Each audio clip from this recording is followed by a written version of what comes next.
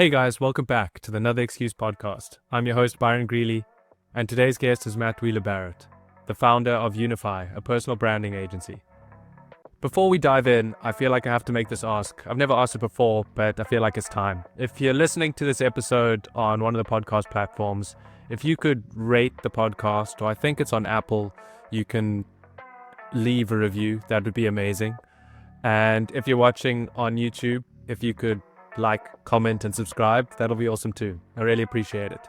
Now, back to today's episode. Matt Wheeler-Barrett's the founder of Unify, as I said, a personal branding agency. And we go into what personal branding is, how it all works, why it's important to pay attention to your personal brand. And we also discuss Matt's journey, a failed business idea that he started when he was 23. And we chat about leadership and how he intends to grow and manage his business, Unify. I learned a lot from this one. It was a really cool conversation. I think you'll enjoy it. Enjoy the show.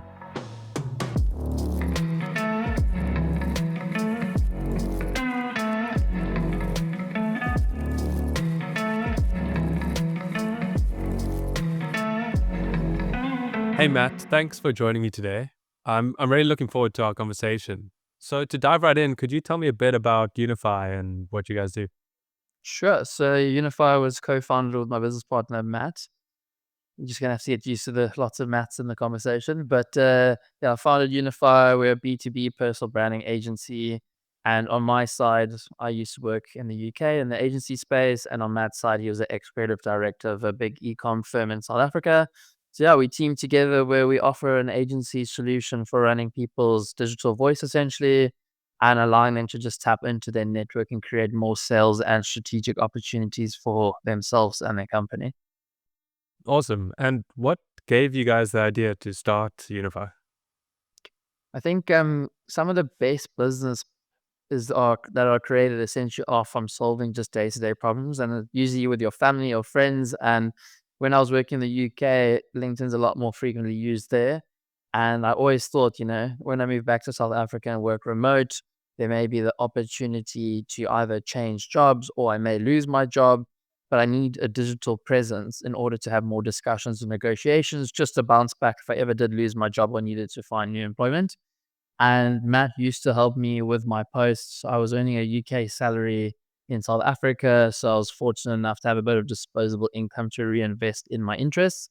And one of them was personal branding on LinkedIn. So I think from those initial interactions, it just really got Matt and I ticking into LinkedIn for us to eventually just win our first clients. And it's just, the rest has been history, really. Awesome. And so you're based in South Africa, but obviously have clients all over the world. Would you say that that is quite beneficial to your business at the moment? Yeah, I'd say for a client side, I think for them on the cost side of things already, it's beneficial with the exchange rate. As we know, I think anyone traveling over to Europe with the ZAR or the Rand, you're going to struggle. But when you're able to offer quite a high level service and also competing with the same level of quality overseas, it's a very interesting opportunity for clients. And I think, yeah, with where we are in the digital space, with all the tools like the tool we're using right now to do this call and all these other design tools, etc., like just using Canva alone, most things can be created remotely. So I think our clients do like that they're in a space that doesn't really require much in-face meetings, let's say. But at the same time, we are now looking to do a bit of a European trip where we're going to go now visit our clients, create some content with them. Still do think it's highly important to grow those relationships on the ground. But I appreciate when you're starting out, you may not have those extra funds essentially to do that. So that's our next aim. We just plan to keep reinvesting our profits into our agency and growing stronger relationships with our clients. Right. And you mentioned in person there. So is your team in person or are you guys fully remote? Are you guys all based in South Africa? How does that work? Yeah, so we're all based in South Africa right now, all of us in Cape Town. We work more on a hybrid model. So when there is a need for us all to run through processes or to tackle new ideas, we'll usually just book a boardroom somewhere around Cape Town and meet up. And then some of our team members either work from home or we just pay for them to have a hot desk at a co-work space. Cool. Would you say those meetings, those in-person meetings are quite beneficial to like the growth of the business and like how you guys brainstorm ideas?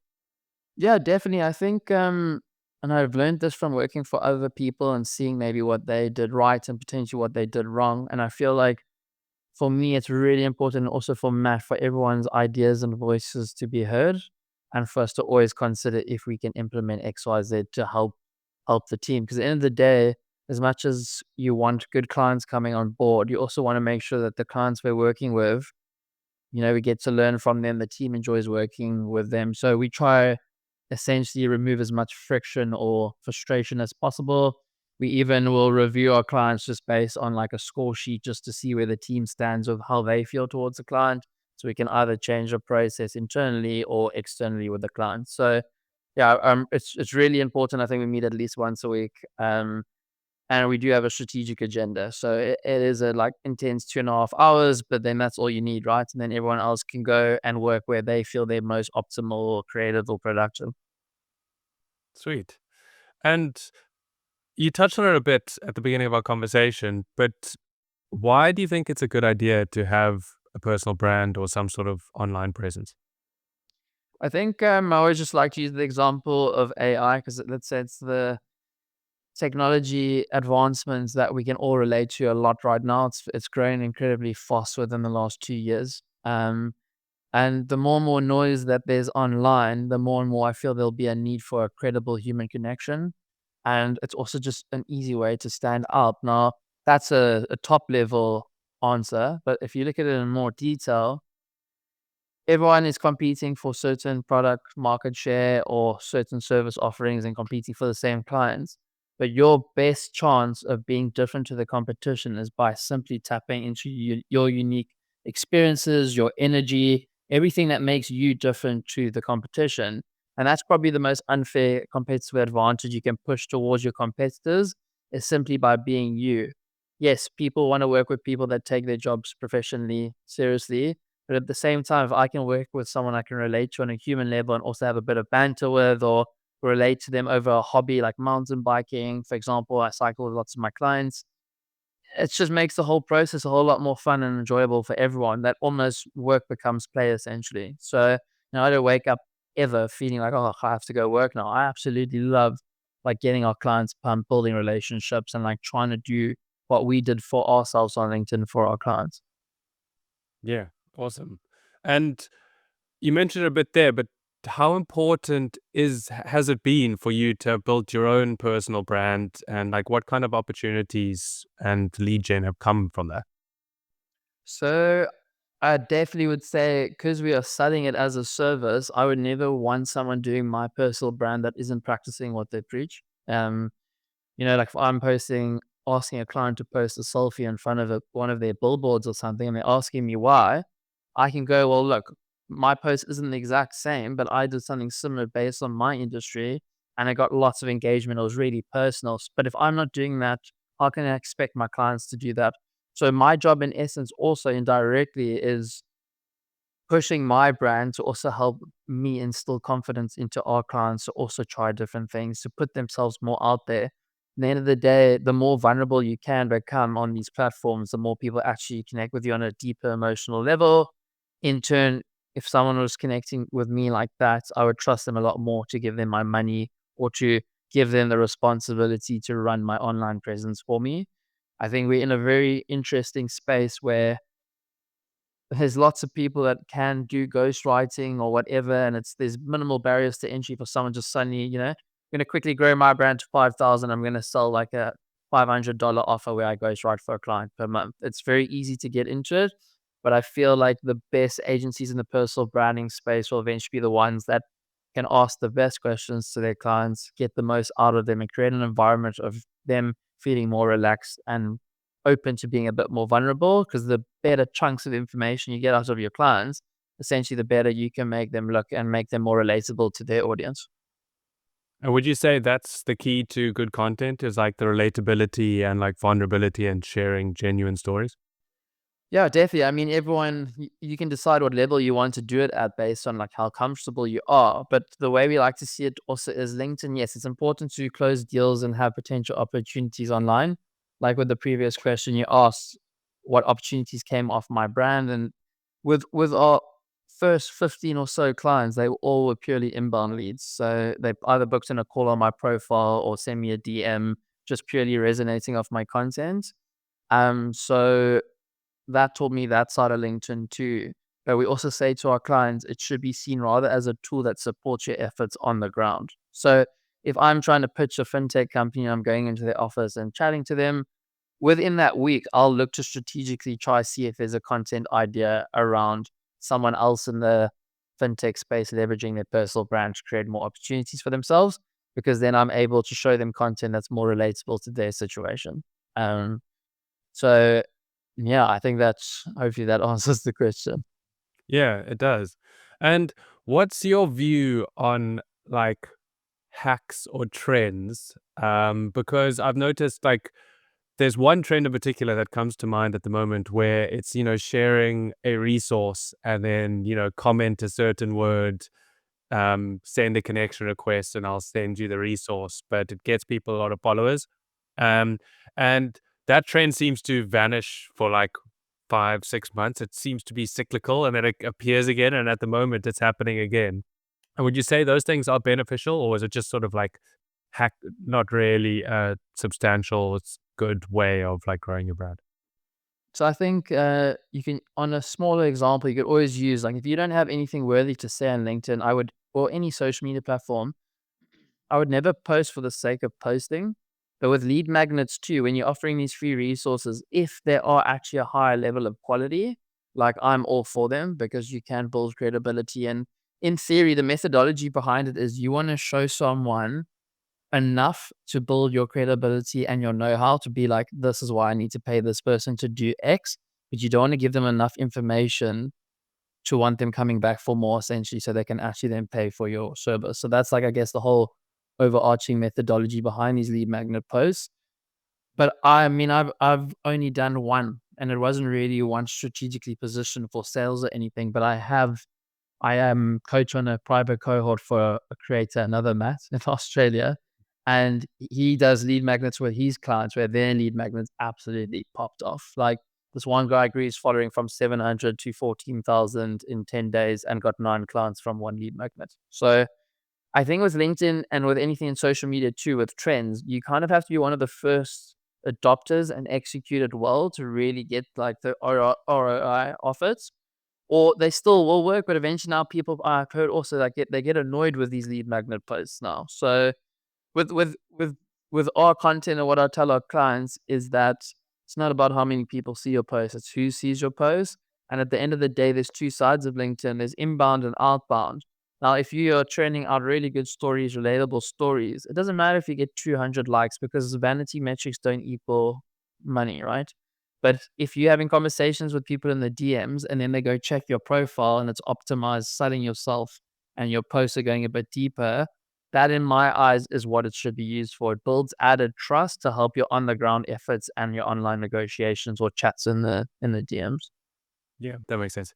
Um, what's your view on AI at the moment? Would you like, obviously it helps with workflow and stuff, but do you see it becoming sort of competition to what you do in a way? Like, is it making easier for everyone to sort of create their own content, or do you think the ideas are the main point of it? I think with like anything in life, if you are able to really use and optimize a tool to its full potential, like, it can really do lots for you. And I guess if you have the right mindset around it, like you've asked this question now, I mean, with my content, send myself voice notes. So when I have an idea, literally if I'm mountain biking, I can barely breathe, I'll still send myself an idea. Or like when I'm chatting to friends, or I'll make notes on ChatGPT. But I never rely on AI to like generate my initial thinking or ideas, because that comes from my experiences, and that's what makes me unique and different. And that's what makes my content different. We use AI more in the agency just to optimize and refine thinking. Um, for example, you could upload a batch of posts from one of our clients' best performing, let's say 10 posts. We can add the document that's got their tonality, their strategic objectives on a content level. And then we might just use that to see if we can potentially gain some more content ideas out of it. But we won't purely just rely on AI to do all the work for us. We got a nice group of copywriters as well that write for the love of writing. And we rather focus more on making sure our discovery calls with our clients are really strong and we get the most out of them as possible. So as I said, like trying really hard to create that environment where they're more comfortable to be saying something a bit bold or vulnerable, anything that allows us to just make them more relatable to their audience. Great. Yeah. And what would you say is the best way to use AI at the moment? Would you say it's that just refining ideas, or are you seeing any interesting use cases popping up? Yeah, I mean, I've been playing around a lot with ChatGPT lately just to help me refine like my emails and not so much my posts, but just to refine my thinking. I think sometimes you just need like one or two different words in your sentence to really just nail it on its head, like to really, really relate with someone. I mean, speaking about AI on the topic, we are currently in talks with a company that basically in Europe are an AI production studio house that comes into your company, understands your pain points, and builds AI infrastructure and systems to support your business, which I think is awesome. So that's literally like high bespoke tailored AI output and production. And I mean, they raised some questions after the pitch and things like that. And then I spent 2 hours. I literally got up at 5 this morning and spent 2 hours refining this email with like AI and whatnot. But most of it always was I wrote the email out my head, but it just helps me really just get my message across in a short like space of time. And I guess that's the way you got to see LinkedIn posts too. One of the biggest currencies we should actually be like trying to win is people's attention. Like attention's a new currency. And if you are able to get your same message and thinking over in a shorter amount of space, or let's say character limit, then like you'll get more interest because people won't get bored. You won't have to constantly try gain and like maintain their attention. So yeah, I think we just use it to the best we can, but we don't rely on it. I think we just rather see it as a colleague and a teammate versus the competition. Yeah.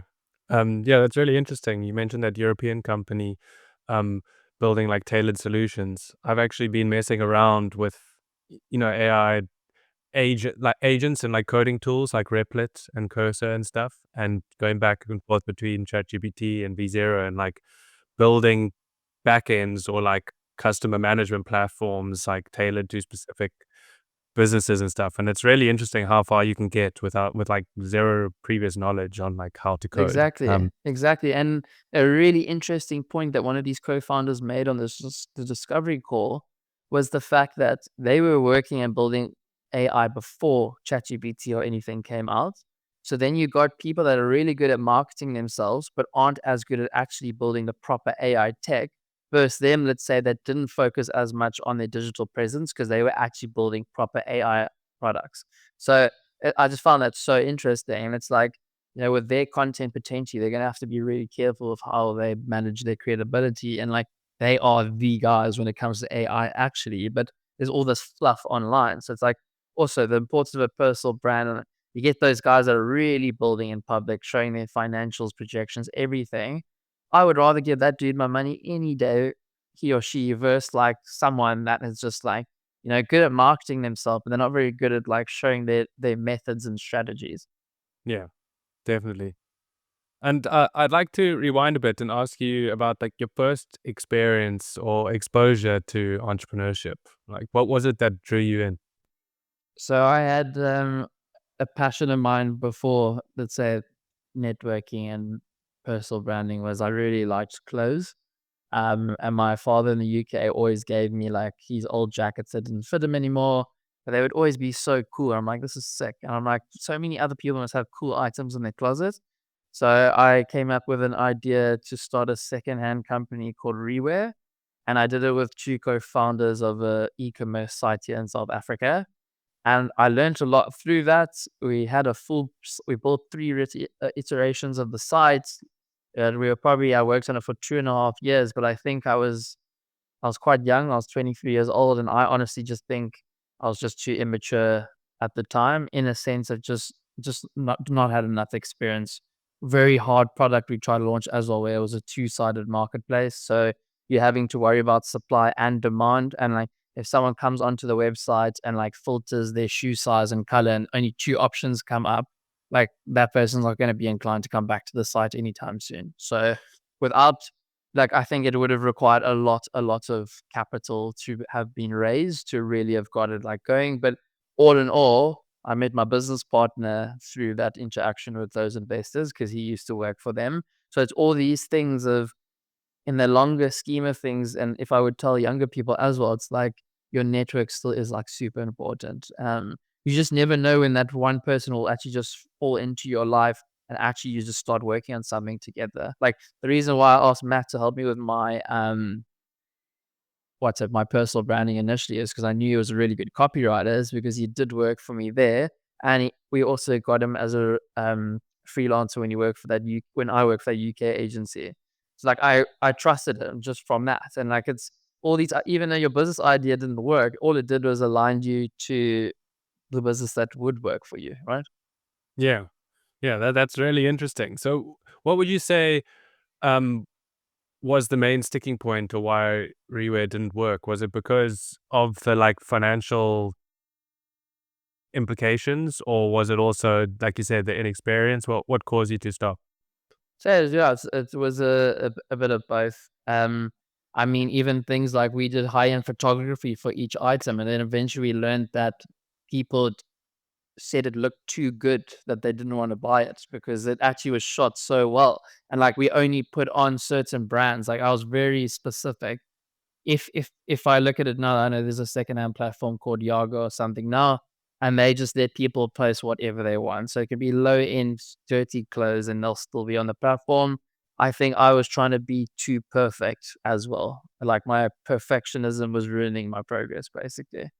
And I had just a vision of how I wanted to look aesthetically for me, and maybe that's not actually what the market wanted. So same goes with personal branding too. It's like you need to put yourself in the shoes of your audience and your ICP, because that's the way you relate to them. That's the way you grab their attention. You don't write content and post cool designs that get you excited, because that only gets you excited. You need to do what's going to spark action from the other person. Yeah, definitely. That's so interesting. So at 23, did you put together a team and like developers and stuff like that, and like bring everyone together, or how far did you guys get in the process? So they gave us a developer. We built the website there, and then I had a few friends I worked with just part time here and there. Um, Yeah, I just think it's just I'd never worked in that sort of situation before. I'd only had one full-time job before that. And I think I personally, just based on my experience and my know-how, maybe went into entrepreneurship a bit too early. But at the end of the day, I'm here now, so I'm super grateful that I still did it. Yeah. And do you apply any of like the lessons that you learned then into Unify now? Or have you like Say changed the your approach? Yeah, I'd say the main thing is I just literally like invest heavily in people. I used to in Reware days, I do lots of the deliveries myself. And especially, let's say if someone bought, like this one girl, she bought a pair of Prada boots off the website, and they were a high ticket item. I was like, this is awesome. And then like I took her for coffee as well, because I wanted to like just hear her thoughts of the website. Like, and like if a guy bought a cool pair of sneakers, I'd reach out to him on Instagram or something and talk to him, because yeah, the more and more you speak to people, everyone knows something you don't know, or they'll have a different take or different angle. And I'd say that's the thing I've fully bought in. That's how I found investment for Reware, was simply me and my friend. I was like, we have to have this attitude that we don't know everything. If we get stuck on something, we need to just go ask someone if we can take them for coffee to learn about what they're doing. And we met this guy who owned this e-commerce site, and I just wanted to ask him about payment gateways. After he heard like 20 minutes of like our vision, he's like, do you guys need investment? So he literally, yeah, so it was literally from literally just asking him for advice that turned into opportunities. And I think that's where LinkedIn and personal branding is so important too. It's because it's soft selling. If your profile is really designed and giving off the right signals of who you are, what you do, and what pain points you can solve for me, if you come across me in conversation, but then I go look back at your profile, you're going to get that person to sell themselves to you. Like you don't even actually have to do the selling. That's why I think the personal branding is so important, and it will become more important. It's just because it'll help you build a lot more reputation and trust on the ground. Yeah, I agree. And what has been your experience working for yourself and working for others? I think the thing I like about working for myself is I'm a very early morning person. So I can get up super early, bash out like 4 hours of work and I've set up my day. But if you are working for someone else, obviously you need to always be online when they need you. Like at the end of the day, they pay you to do what they tell you to do. Um, so I do like the opportunity to just be a bit more strategic with my day and work when I know I'm my most optimal. And I get to look after my mental health and things like that too. Like if I'm really just not focusing, sometimes I'll literally just tell the team, I'm gonna hop on a mountain bike and do a quick hour ride. So it's nice. I think working for yourself is as long as you're disciplined and driven, I prefer it a lot more than working for someone else. And does it take like it's you have to take some sort of like responsibility, and not everyone's able to do that. I feel like they like some elements of entrepreneurship, but when it comes a time and they're fully in charge of all of their time, it's quite a tricky thing to get used to. I think yeah, I agree. I think I've recently experienced we brought on like an ops manager that's helping just internally improve our internal processes and also help me on a sales level.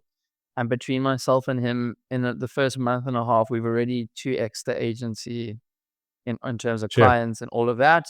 So I think once you start getting quite a decent level of attention and you just like growing slowly but surely, I think you just get a lot more confidence in yourself and it's like it's go time now. It's like so if we're currently waiting on a certain deal to go through, if it does, we probably will be literally advertising a copywriting job on Monday. So this is new territory for me. It feels quite scary because you're responsible for the livelihood of other people as your team grows. You have to make sure they internally are upskilling. Are they meeting their KPIs? Are they learning? Are they growing? Like, yes, it's cool to earn money, but most young people should be focused on my learning on the job and my learning new skills that I can one day apply to my own business or my future career. Um, so I think we're just at a point now where I know it's like this is it. Like I've probably drank like twice in the last 2 months as well, like just being super disciplined. And you have to, I think, like you said, some people like taking parts of entrepreneurship. It's always like glorified, and they're like, remember there was a time in Cape Town where every second person like had entrepreneur in their Instagram bio. It's like, but you sold some t-shirts and now you're an entrepreneur. Not sure you have a date, but like what I'm saying is everyone just wanted it. Whereas like entrepreneurship is not glamorous whatsoever. Like it sucks sometimes. It's super lonely. Like my social life also is absolute like zero right now. And I know I have to keep working right now. And I'm okay with the fact that like you sacrifice 1 or 2 seasons to set yourself better up for success in the future. But I think for me, naturally, it's just come through some personal things I've gone through in the last few months and like just growing as an individual and really just, I think, knowing what I want out of life. I think when you know you really want something, like it almost becomes enjoyable and easy.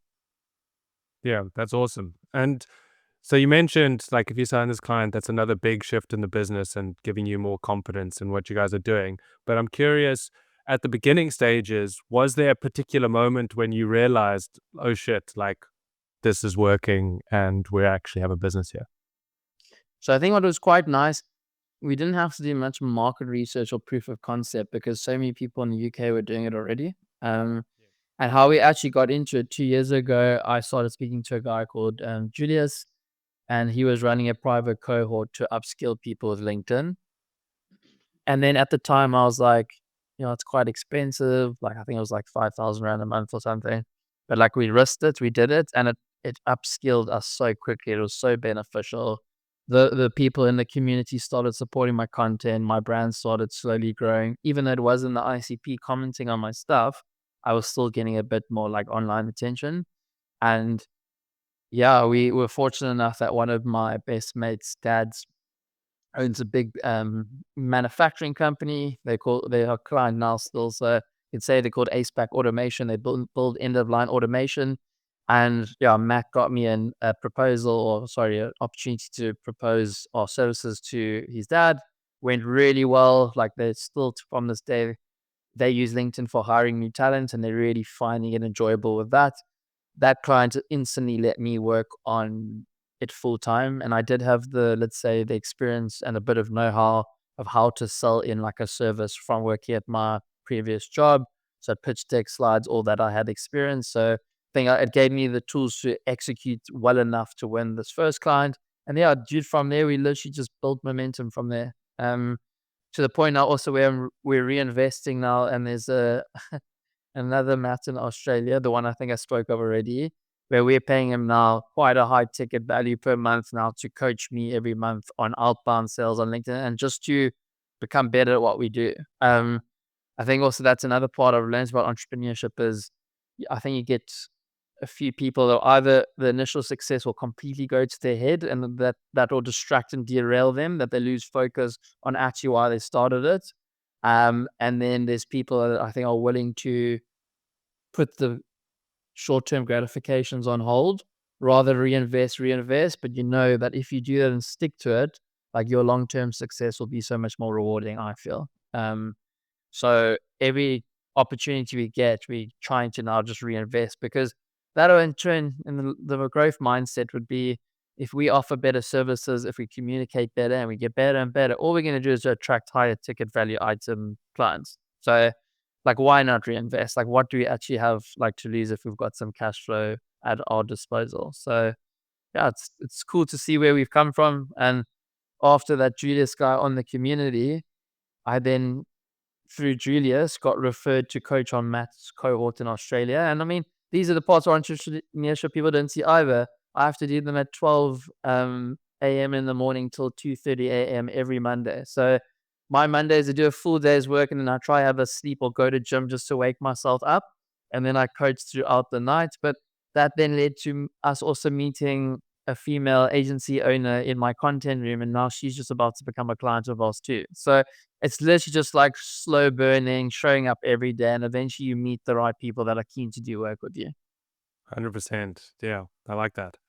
And so we touched on like, well, you mentioned a few times about the hard or difficult sides of entrepreneurship. Um, but I was curious, like a lot of people in my network or people I went to school with love the idea of running their own thing, but they never really get around to starting. And what do you think separates the people or like the dreamers from the starters? It's literally just, I think, execution, hey, and putting your actions where your words are, basically. Or I think I mentioned in my post that these entrepreneurs, like they want it, they like the idea of it, but I think lots of people do not realize what it actually like takes to do it. Um, I'd say it's just they should just purely focus on movement. I like to use the example of networking. Let's say you're a bit more introverted, you're a bit shy, you don't have confidence of like speaking to people in a room. Fair enough. Everyone's different. It's totally fine. But we know how important networking is for growing businesses and communities and things like that. It's almost something you kind of can't avoid. So instead of going to like a big networking event, just go invite one person for coffee every week.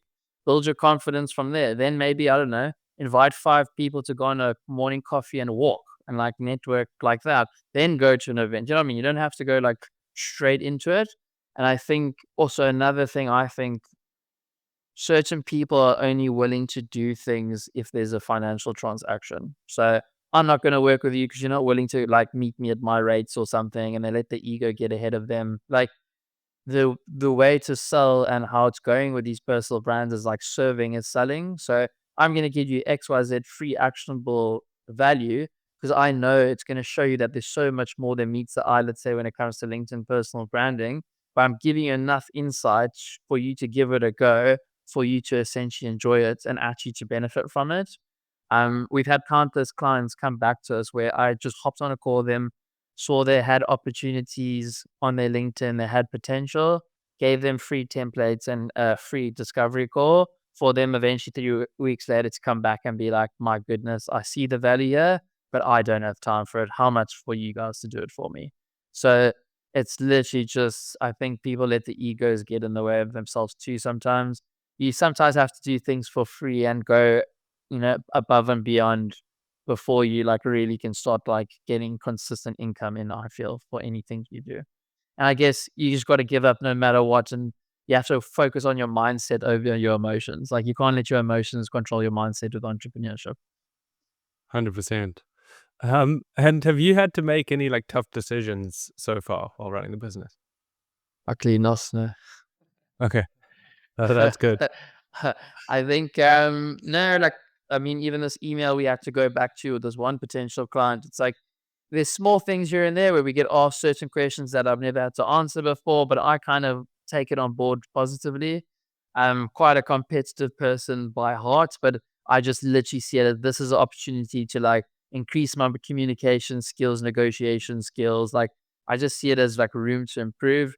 At the end of the day, if you keep ticking away and showing up, you'll find enough clients to make something out of your business. I do feel, but it just takes that grit and persistence, and just I guess sounds cliche, but literally showing up on those days when you're tired and you don't feel like showing up. Yeah, definitely. And what's been your experience like building out your team? I'd say the thing we have to worry about the most, I guess, is you've got capacity and content output as our main driver. So that's how clients measure our performance. I think as anyone going through it, and like when you start out, yes, you miss deadlines, you forget to email a client, it's like natural. But I think we've got a lot more structured now with proper internal processes, doing daily stand-up calls, end of day updates on Slack channels, just to ensure everyone's on the same page. I'd say that's probably where the biggest challenge is. It's simply knowing when to hire, hiring well, upscaling well, and ensuring client outputs is at a high level of quality. But I think yeah, so far I think since we got Chris who does the operations in, it's given me more time to work on the business as opposed to in it.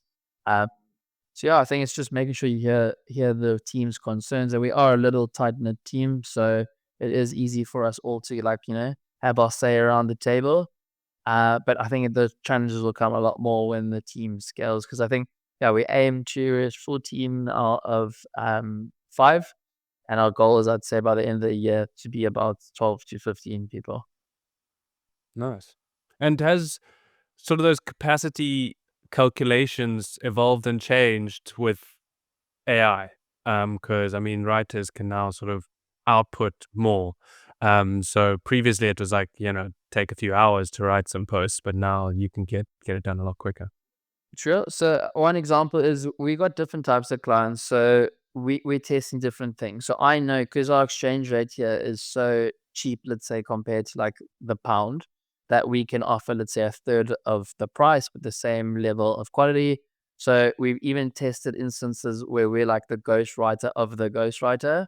So we will write the client's copy for them, they white label it, they send it to their client. So with those sort of ones, they would write their post kind of for us, and like we'd charge just a fee for refining and optimizing the post for LinkedIn.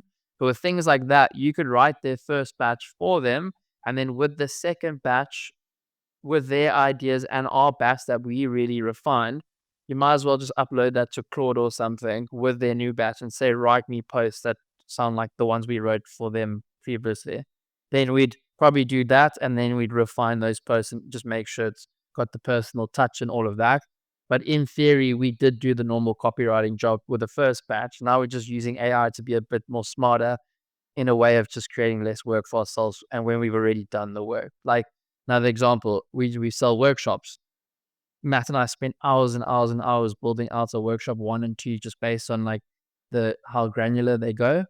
But now we've got a workshop product for a few months. So when a new client wants a workshop, we just tailor a few slides, but most of the work and lifting's been done already. That the only technical overhead is our time spent presenting the workshop. Yeah. Yeah, that makes sense. And would you say Claude is a better tool than ChatGPT in terms of writing, or it's much for muchness? So I use one completely different called EasyGen, and it's created by a guy called Ruben, but he created the AI purely where it writes for LinkedIn. So I use that one for my brand. But you can set up filters like what sort of tone you want. You can add documents to it. I think I've just got really good at using that one to prompt it right. But I'm sure with any of them, I've heard Claude's a lot better. We've only used it a few times, but Claude sounds like it's a lot more modular and a lot more smarter. But then again, didn't some AI get launched by Elon Musk, Gonk or something, or I don't know. Oh yeah, Grok. Yeah. It's just like constantly new ones. And I'm like, if you never actually just learn to use one really well, you're always just going to be bouncing around and using them on the surface, right? It's like, I guess, a project management tool as well. You just run with one till it keeps working. And if it really just breaks, then you just have to, I don't know, maybe use something else. But I try not let all these tools distract us too much. We just try always still stick to relying rather on ideas from our clients and using genuine copywriters to write the copy. Yeah. Yeah, that makes But in sense. instances, always, I think, yeah, it can always just be used for refinement. And what's your approach to leadership? Well, you mentioned a bit earlier, like you consciously take into consideration, your employees learning and like improving and growth and like how they're feeling in the business. So like, do you have a certain approach, or are you sort of just evolving and trying to do the best job you can? I think, how to put this? As an individual, I'm quite a empathetic person. Like I'm with my like mates, like let's say my friends. I pride myself and I try to be as loyal as possible, and like that's just my morals. I mean, I know in the past as well, everyone goes through, let's say, phases where, let's say, I partied too much. And I reflected on it actually recently, but like I was not actually impressed with who I was then. But I know who I am now, and like I've worked for different people. I've been screwed over in business before and all of this. So I just want to be that person I wish I had when I was younger, that I could fully rely on and trust. And I think the measurement for how your team should be measured is simply, if they're meeting KPIs and if they're meeting their output requirements. Like I don't care if you write your 10 posts on the beach. Like I'm not going to hold you to your performance based on how long you sit in an office block for. Like it's more purely based on outputs and like how they show up, if anything, if you ask me. Like if someone has deadlines and they're able to smash them out in half the day and want to take it easy, I'd rather them go for a walk in the forest and clear their heads and look after their mental health, because we're in this for the long run, right? I'm not looking to quickly scale this business and like jump ship. Like we want to make this a really long standing thing with the team and with the clients. I think agencies are always like, some agency owners try flex, like, oh, we grew our team to X and like revenue in X amount of time. And then like 6 months later to a year, like you hear they've retrenched half their team and lost half their clients because they scaled it too quickly and they didn't actually reinvest in the current people that were there already. 100%. Yeah, I can So, really. mm, Sorry, yeah, go for it. no, I just say I think it's a collection of learnings I've had from the past through multiple experiences with working with multiple people that I've just come to realize how I would want it to be if I was working for me. Yeah, I can really relate to that. I think a lot of my career is a whole lot of lessons of what not to do. Like you learn from managers, and the things that stick in your mind are the things that really frustrated you or annoyed you. Um, and yeah, like going forward, like managing people and stuff, I'll try to make a conscious effort to do the opposite of that, because I know how much it irritated me. So I don't want to be that guy. That But I can also Yep, relate to the not drinking and stuff. I haven't drunk for 5 years. And I also look it's back nice. on my time, not when I used to drink, and also like cringe sometimes. Yeah, but it's all part of, as long as I think the people that are willing to admit it, and actually when you see people change, like I love seeing that. But I mean, like touching base just on what you've just mentioned now with like the team and it's small things as well. Like even because I used to be a really anxious person, I'd overthink everything. Like, am I doing a good enough job for my boss? Like, is he like thinking negatively of me? When he suddenly just asked me for a call on Slack or something, I get super nervous. But now, like when I message someone, I'll be like, "Are you around quick for a catch up?" But it's to discuss X, Y, Z. Don't worry. Then I know I'm taking that initial spike of anxiety out of that person, because I literally just want to talk to you about like you're not in trouble or anything. Like I see us all on the equal playing fields anyway. I don't believe in like this. I don't like the term boss actually. Like it's just like we're a group of people working towards one common goal together. I mean, any leaders that say this person works for me or says I too much, massive leadership red flag if you ask me. Yeah, I could relate so much. That example you just gave about the out of the blue Slack message is so relatable, I think, to a lot of people. Because yeah, if there's no context attached to it, your mind goes to assume the worst possible scenario. Oh yeah, I'm a great overthinker. I've got so much better at it though. So like you just have to realize that people are busy. And I learned that more and more when we're selling for the agency, that like you literally like email, email, email, and the person goes completely off the grid. but then you suddenly follow up and then they actually do, and they're just busy. Like, people also take things way too personally these days. Like, honestly, it's like, it's just business. Like, it's just Yeah. business. And what's the long-term vision for Unify? So we want to become more of an overall comms agency. So we would like to get more into like digital PR, email marketing, and things like that. Um, yeah, it's eventually allowing our clients to build their own private audience and not rely on a rented digital real estate on LinkedIn, because technically they don't own it. So initially leveraging their personal brand, growing their own email database, and then allowing them to sell offerings through it. At the end of the day, if you're able to get someone to grow their audience, who knows? We might be helping clients eventually do events, anything tied to building relationships, networking, and creating opportunities. So, yeah, I mean, we've got an idea, for example, a marketing idea for us where we're going to pick 50 creators in Cape Town or entrepreneurs, invite them to some venue where we'll have drinks and snacks and all of that. And then, like, free of charge, the only thing you have to do in exchange is post about the event or do a post about it the next day. But we're going to do a whole 2 hour workshop with these creators and help them all come up with one or two LinkedIn posts just to get some more people on the platform. But things like that, just doing more for other people, because I believe, yeah, the more you are top of mind and the more people who have good things to say about your business, the more you're just going to start getting referred people that are actually keen to work with you. So just trying to like give back as much as possible from the word go so that we always keep giving back. Um, yeah, got loads of cool ideas. I got an idea where I'd love to eventually put two kids that are maybe from a bit more unfortunate backgrounds and put them through university in exchange that they document the whole university life on LinkedIn, let's say, and we help them do it. Like, I'm very excited to do cool things like that and give back and help other people. I'd say as long as Unify is helping individuals grow and better themselves and to reach their dreams, I'm happy. Those are really cool ideas. Those are awesome. Yeah. Hopefully that happen. I trust me, I will try my best to make sure they become a reality.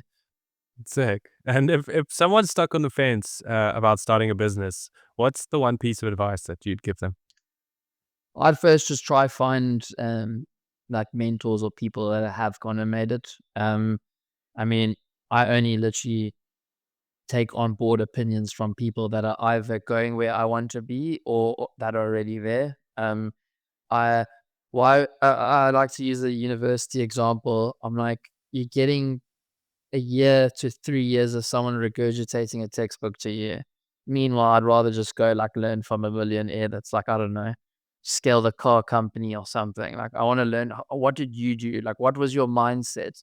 Like, how did you find your mentors? It's like basically, I just want to know the tools and tips of how you went about doing it.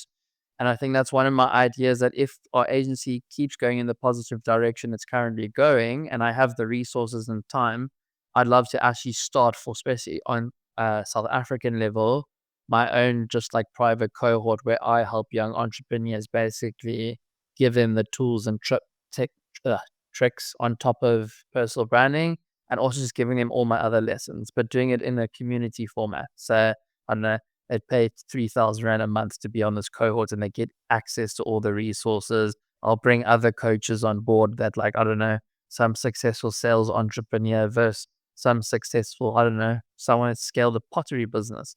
Like, it doesn't matter, but like bringing people on this platform on a community that actually gone and made it. I would pay for that over a degree any day of the year if I knew how it looked like I'm looking on it now if I was younger. Yeah.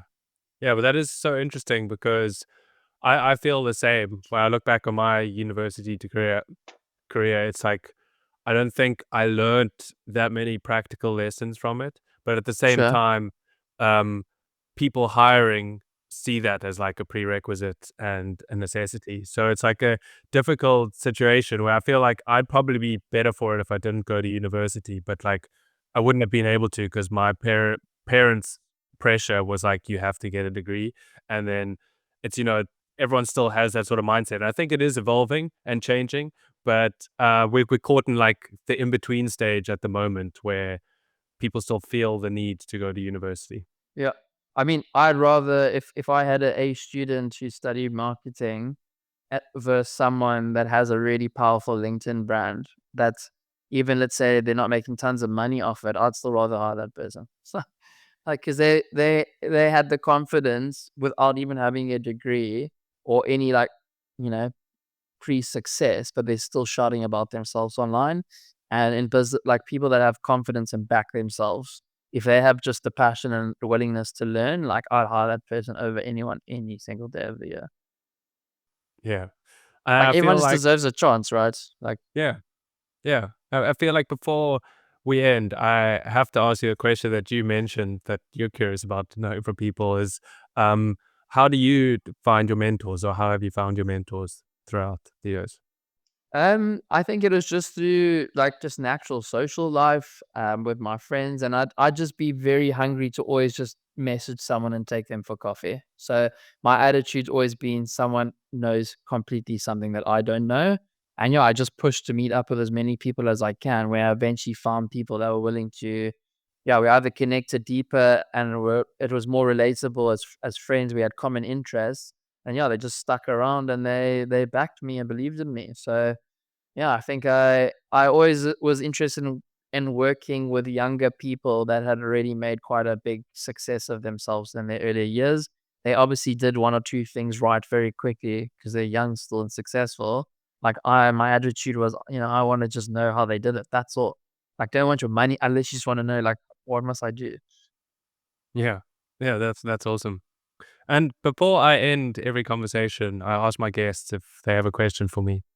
Well, I guess, what's your growth plans in Dubai? Do you plan to, grow out your podcast channel there where you have more people in person? Or, like, what's the goal with your podcast channel?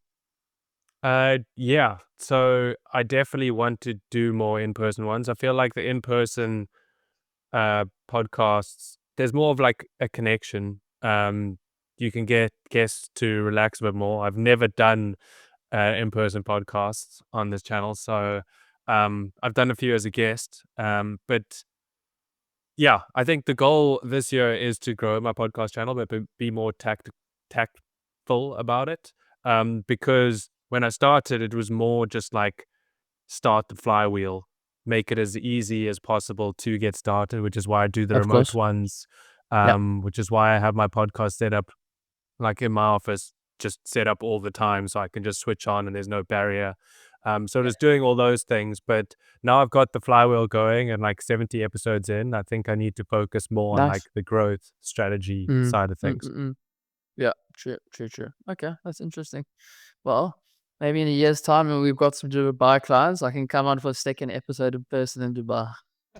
Yeah, yeah, that would be awesome. Well, thanks for joining me today, Matt. I really appreciate it. If people want to find out more about you and Unify, where can they do so? So it's easy. It's to just search for me on LinkedIn, Matt Wheeler-Barrett, or our website is just unify.agency. Awesome. Thanks again, Matt. Sweet, Chat dude. soon. No worries at all. Appreciate it. Cheers. Thanks for listening. I really appreciate you making it all the way to the end. I hope you enjoyed the episode. One more quick reminder before you go. I have a weekly newsletter by the same name, Another Excuse, where I cover 4 topics: something that has changed my perception, a tool that could be useful to you, content that is actually worth consuming, and a concept that I try break down and explain. If this sounds of any interest to you and you need a kick up the arse, then you can subscribe at the link below. Thanks for joining me again, and I'll see you next week.